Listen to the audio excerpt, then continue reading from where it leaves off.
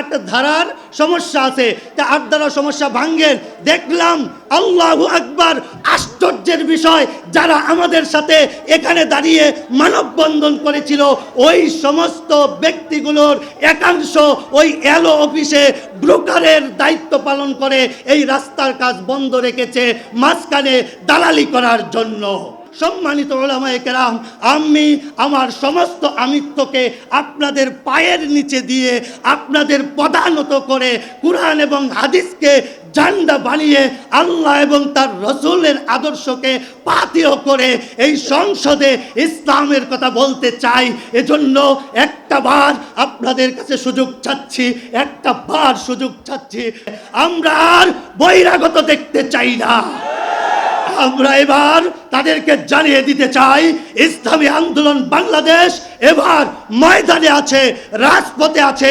2018 সনে যেইভাবে আমাকে আপনারা সমর্থন দিয়েছিলেন, আপনাদের ভোট দিয়েছিলেন, আমরা জানি সেই নির্বাচন কি হয়েছিল। দিনের ভোট রাতের বেলা মেরেছিল, 14তে বিনা ভোটে ক্ষমতায় গিয়েছিল। যদি আজকে সোজা রাস্তায় আসতো, ইসলামী আন্দোলন বাংলাদেশ যে পিআরের দাবি করেছে সেই দাবি করতে হতো না। কথা ঠিক না বেটে? আজকে আপনাদের ভোটের অধিকারের জন্য, আপনাদের উন্নয়নের জন্য, এদেশের উন্নয়নের জন্য ইসলামী আন্দোলন বাংলাদেশ কাজ করে যাচ্ছে। প্রিয় উপস্থিতি, বেশি কিছু বলবো না। এই যে একটা রাস্তা আপনারা দেখতেছেন, হসপিটাল রোড, 50 শয্যা বিশিষ্ট একটা হসপিটাল, কি অবস্থা সেই হসপিটালের আপনারা সকলেই জানেন। এই রাস্তাটা করা হয় না, মানুষ যেতে পারে না। আমার কাছে ফোন আসলো, বলল যে ভাই, আমাদের রাস্তার মধ্যে একটা প্রসূতি মা অটোর মধ্যে তার বাচ্চা প্রসব করেছে। এই নিউজটা আমার কাছে আসলো, কয়েকজন আমার কাছে আসলো।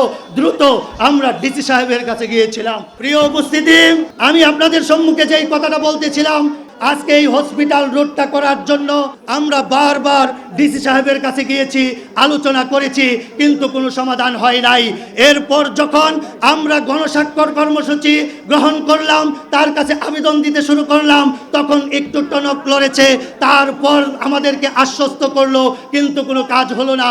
এখানে মানববন্ধনের আয়োজন করেছিলাম, সেই মানববন্ধনের মধ্যে উপস্থিত হয়েছিল অনেকেই। আমাদেরকে আশ্বস্ত করা হয়েছিল অতি দ্রুতই এই রাস্তাটা করে দেওয়া হবে, কিন্তু হয় নাই। আবার যখন যোগাযোগ করি, তখন বলা হলো যে যোগাযোগ করেন। এলো অফিসে গেলাম, এলো অফিসে যোগাযোগ করার পর তারা বলল যে এই রাস্তাটা 8 ধারার সমস্যা আছে, তা 8 ধারার সমস্যা ভাঙ্গেন।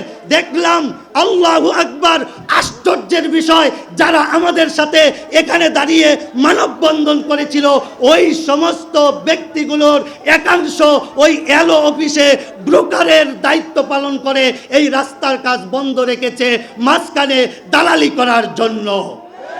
এই অবস্থা হচ্ছে আমাদের। মুখে একটা, অন্তরে আরেকটা।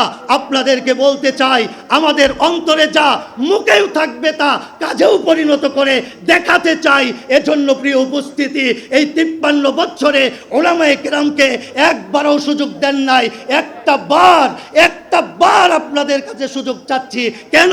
আমাদের অন্তরে যা, আমাদের মুখে যা, তা বাস্তবে দেখাতে চাই।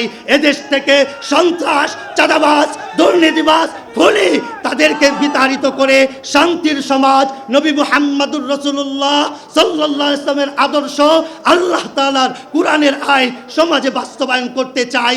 এজন্য আপনাদের কাছে একটি বার সুযোগ চাই, বারবার চাইবো না। আমার উলামায়ে কেরামের কাছে বলবো, প্রিয় উলামায়ে কেরাম, সম্মানিত উলামায়ে কেরাম, আমি আমার সমস্ত আমিত্বকে আপনাদের পায়ের নিচে দিয়ে আপনাদের পদানত করে কুরআন এবং হাদিসকে ঝান্ডা বানিয়ে আল্লাহ এবং তার রসুলের আদর্শকে পাথেয় করে এই সংসদে ইসলামের কথা বলতে চাই। এজন্য একটা বার আপনাদের কাছে সুযোগ চাচ্ছি, একটা বার সুযোগ চাচ্ছি। প্রিয় উপস্থিতি, পরিবেশ তৈরি হয়ে গেছে, এবার আর সুযোগ নাই ওদের।